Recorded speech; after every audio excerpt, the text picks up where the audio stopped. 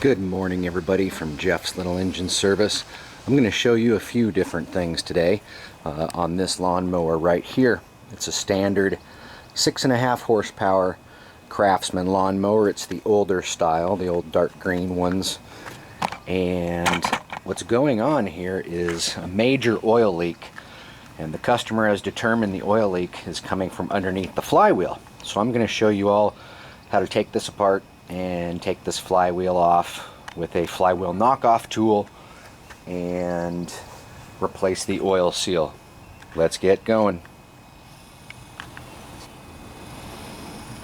The customer has already taken things apart, but I'll show you how he did it.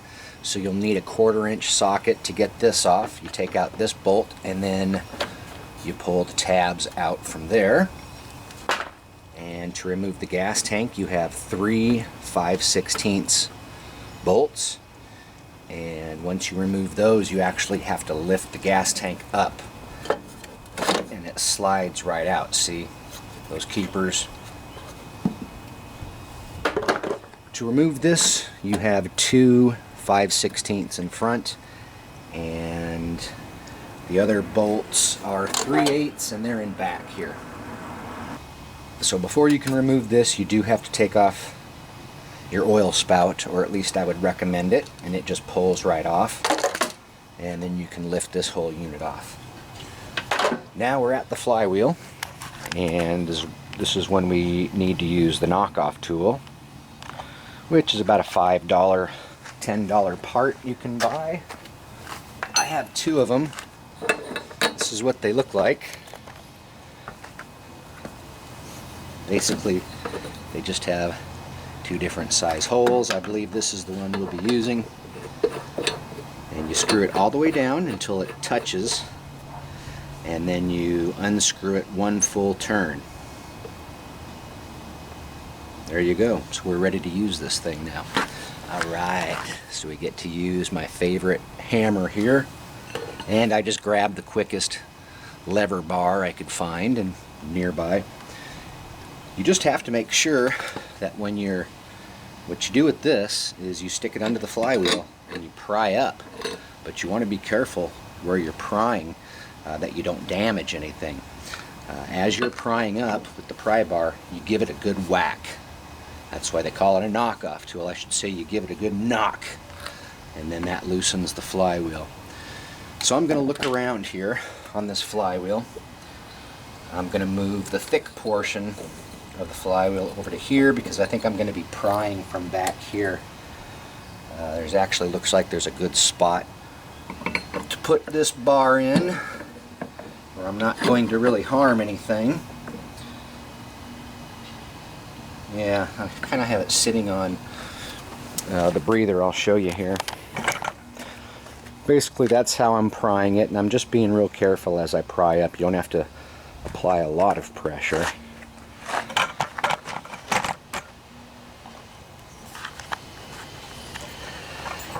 Alright, so let's get to knocking here.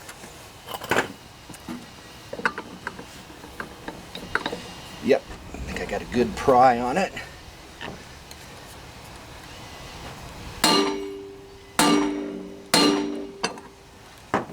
Didn't budge, so I'm going to switch it to this side so I don't break anything.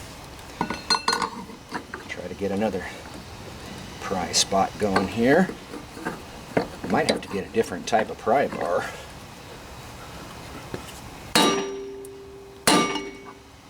There we go. See it come loose? I haven't damaged anything yet doing that. Hopefully I never will. So to get this off, you're going to want to loosen the bail up here. Hold that down, and it's easier to lift the flywheel off. I'm going to strap that down so I can come back to work here. Alright, so I have a bungee cord holding the strap down, and so that now I should just be able to lift this flywheel off of here. There we go. One thing I want you to notice is that the flywheel key, which is right here, That's the component that breaks. If the blade hits something really hard, it'll shear this key and it knocks everything out of timing. Instead of your entire engine exploding, it just breaks this key. And this is what it looks like. And as I'm looking here, I definitely can see there's not many places you can be leaking oil from. You can be leaking from this breather area right there, or you can be leaking from the seal. And I'm pretty sure we're leaking from the seal from the looks of it. What do you guys think?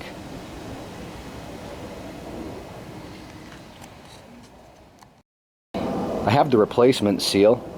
It's part number 32600 for this model. You also have that little plastic spacer that needs to be carefully removed. And I'm going to mark which direction that goes, just so I don't forget.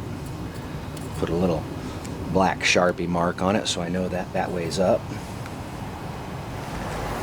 So I think I'm going to try and get this seal out. I don't have a seal puller that's going to work there, so I'm going to use some very thin screwdrivers to poke down in there. So now it's important when you're removing this seal, you do not want to scratch the shaft for obvious reasons, because that's where the sealing occurs. So you can try using some very, very narrow screwdrivers, but I think I'm going to grab my picks and some other tools and see what's the best way to get that out of there without scratching the shaft. So I have a variety of picks I'm going to try to get the seal out carefully with. A lot of traffic today.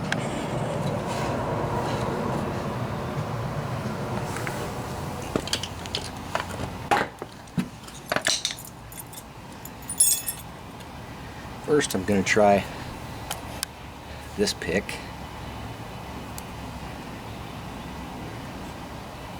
I think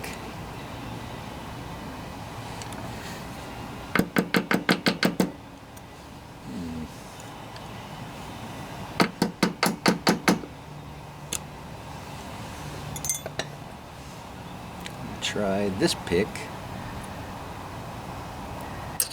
Once again, you got to be very careful not to scratch the shaft.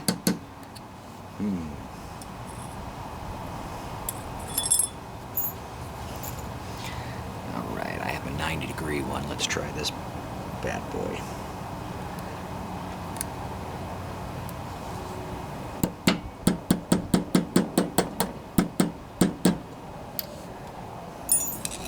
Not having much luck. I think maybe your best bet's just to make a commitment here away from the shaft. Yeah, there we go. So I'm making a little dent in it. Then I should be able to get something else down in there very carefully.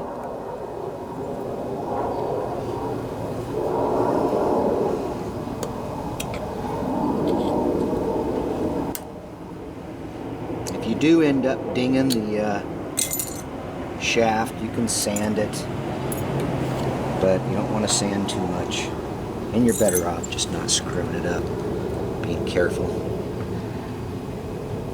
Right, I think we're getting it here. Boink!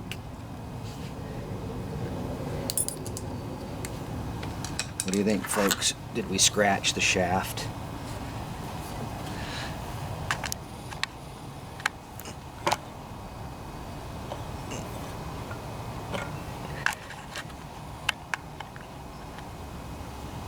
I don't think so. But you know, I am going to sand that down very lightly just to get it smooth, because if you look, you can see it's kind of rusty. So here we go. That's what the seal looks like. Hopefully a new one will solve this problem.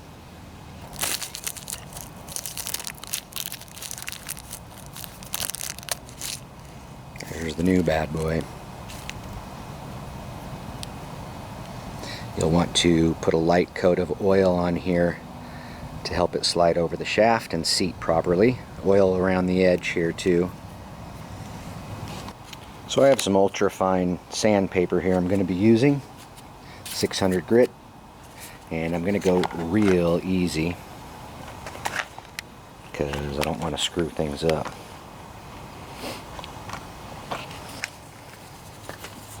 So I'll just wrap it around like this, very lightly. Try to get that surface back to shiny again. Don't really want to remove any metal, I just want to remove that rust. Get down a little bit farther here where the oil seal sits and very lightly sand. See, that's looking pretty good. And I'm going to blow some air in there and make sure to wipe it out really good.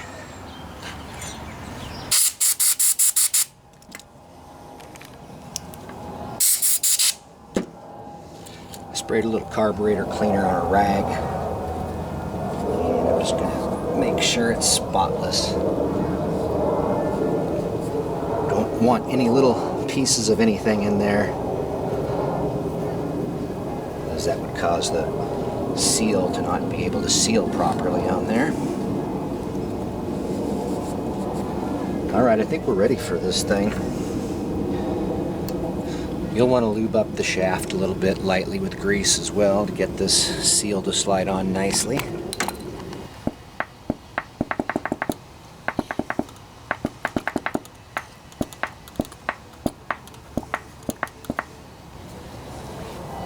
And make sure the oil gets all the way around here. Alright.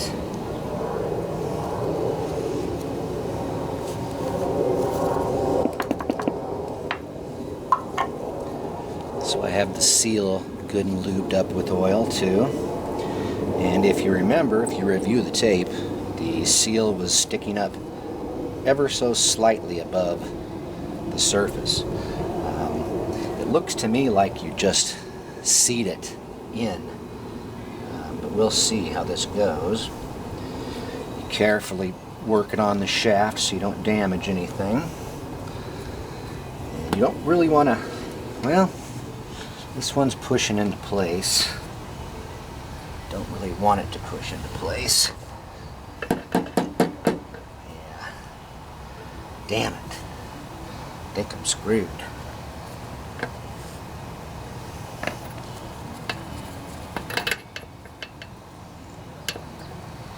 I think I gotta go now. You can see I accidentally sealed it on that side first, and now tapping it in place is going to be kind of sketchy. I have this seal installer. It's from another seal, so it doesn't fit this seal, but I'm going to use it to kind of pound it into place. You can use like a socket also. But yeah, I'm kind of in a pinch now because of how this is set up. It's kind of cockeyed in there, so I don't know how easily it's going to pound into place. Well, let's try it.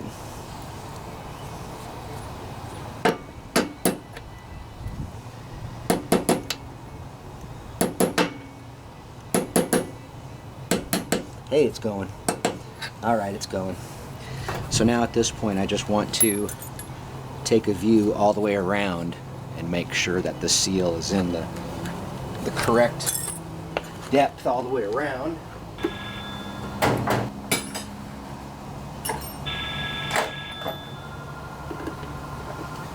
And there's my phone ringing. So yeah, I'm going to use this socket here. It's going to be a good tool to help seat this oil seal. So it's almost in even all the way around. It still needs to go in on this side a little bit.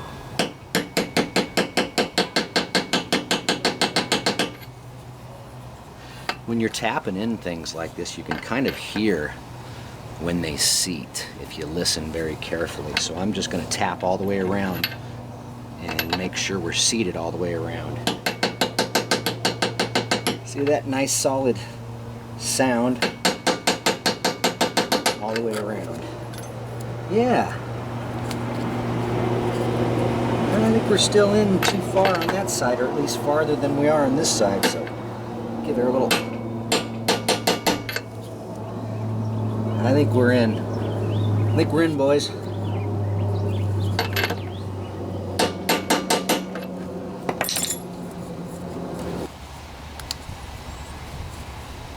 Yeah, so that looks good to me.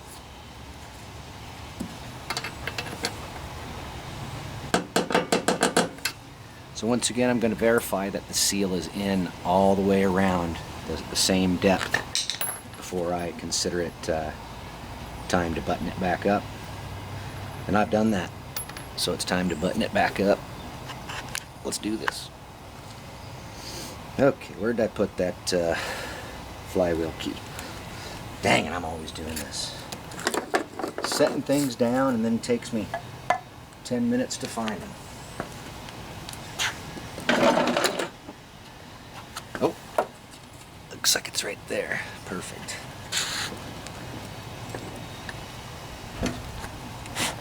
So this key does go in a certain way, and you can see it's kind of, oops, you can see it's got a funky shape to it.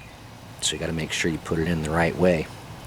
And basically where it tapers down, you want to put that down first, pretty much like that.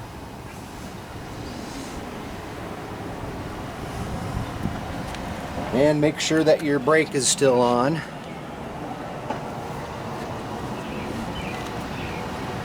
And the reason why you have to put your brake on, see that shoe right here? That's what goes up against the inside of your flywheel and stops it from spinning. Also stops your blade from turning when you release the bail handle. Let's go ahead and put the ring back on. And it's always a good idea to use a new flywheel key. It makes life much easier.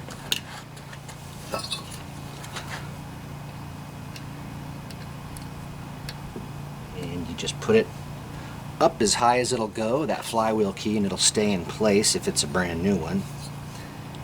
And you carefully put the flywheel on over it.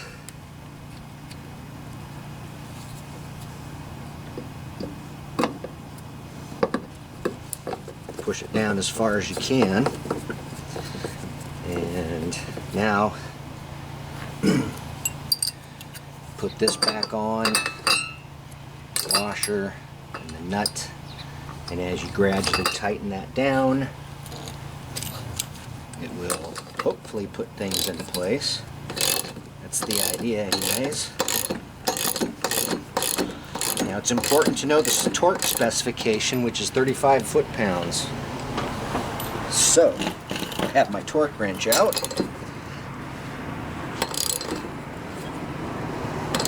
Looks like this flywheel's going down the way it's supposed to. When you're all done, you're going to want to make sure the gap there is still at 12 thousandths. That's important, the gap between the coil and the magnet here. So at this point, you're going to have to lock up the engine. A good way to do that is to get a big chunk of wood and stick it under where the blade is so the engine won't rotate. I'm going to go ahead and do that. I'm going to use one of these chunks of wood to jam under the blade here to prevent the engine from turning over while I torque down a flywheel nut. I don't know what the best way to do this is. I need to get a blade. There's actually a tool they make that stops the blade from turning.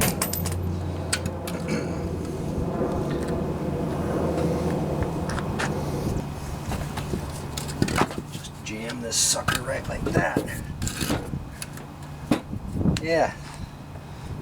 Oops, you guys see that?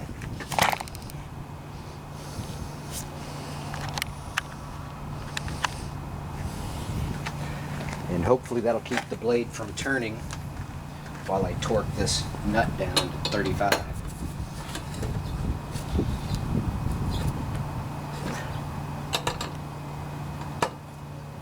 Yep, I can do it.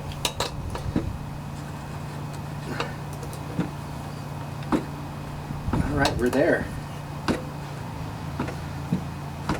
Yeah. So that's how it's done, son. Now we can start going back together. You guys want to watch that too? Alright.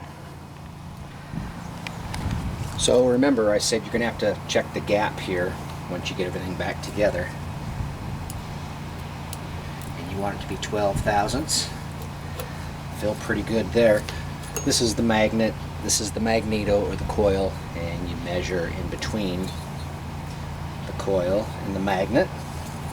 So that side looked pretty good at 12 thousandths, and I think that side does too, so we're good.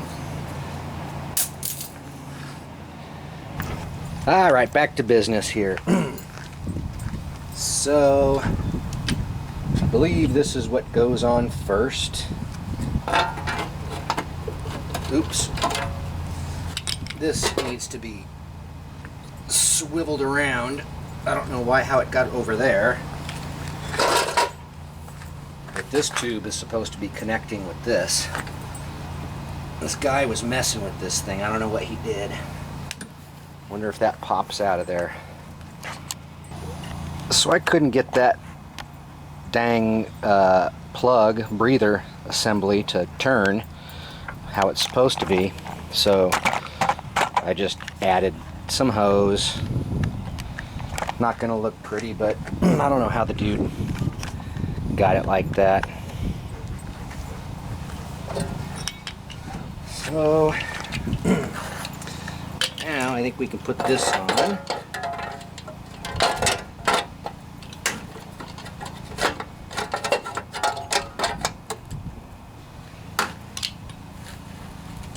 Oh man, this guy's killing me. This guy's killing me.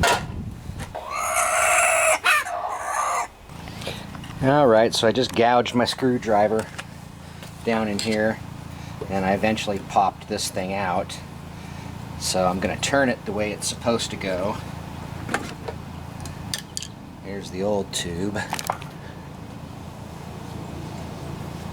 Turn it the way it's supposed to go, and hopefully I can push it down into place. Yep. Alright, that works. Now that we have this breather set up the way it's supposed to be, we can go back on here.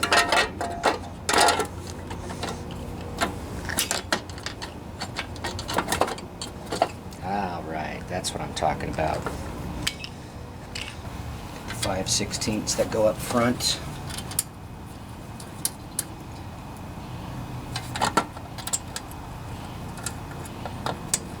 And the 2 3/8 that go in the back.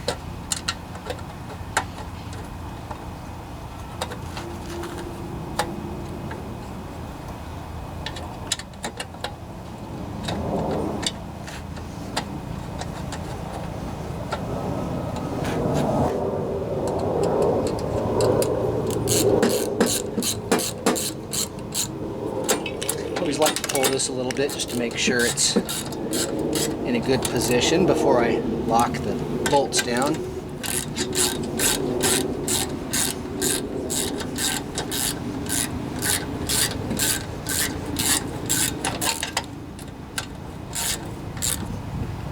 Not too tight, you can break this stuff. Strip it out.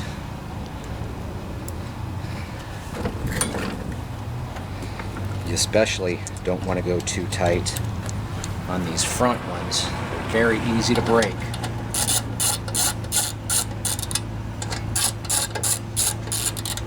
Not too tight.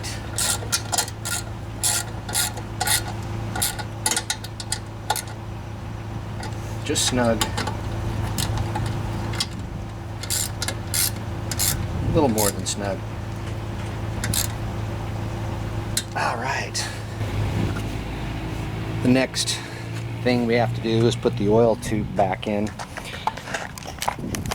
And I can see that the washer or the gasket is still in there. So I'm going to pull that out. And it's still in good shape. I can tell. See, that's what it's supposed to look like. It only goes on one way, like this. And what you want to do for this is you just want to make sure that everything is clean. And when you put it into place, you just hold it down. And while you're holding it down, you tighten up the bolts. And that gives you a good seal, believe it or not.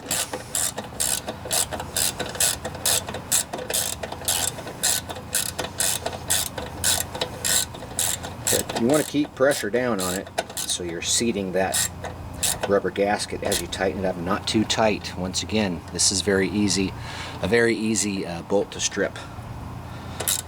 So just snug.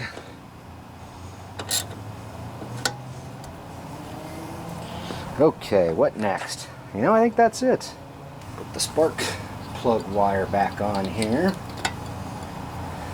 Now that's not it. What am I talking about? So next, we have the fuel tank. You're going to want to make sure it's good and clean before you put it back on. Which I can see stuff down in this one, so I'm going to clean it out first. So you have brackets back here. So you want to slide the tank down on. You'll have to take this oil dipstick off to do it. And there we go. Now we just need to put the 3 bolts in and connect the fuel line. Found one of the bolts. I know where the other 2 are. I'm going to track those down and be testing this out pretty soon. She's a beauty. I haven't put the air filter back on yet, but I have filled it back up with oil and I've put fresh clean gas in it, and I think it's time to test it out.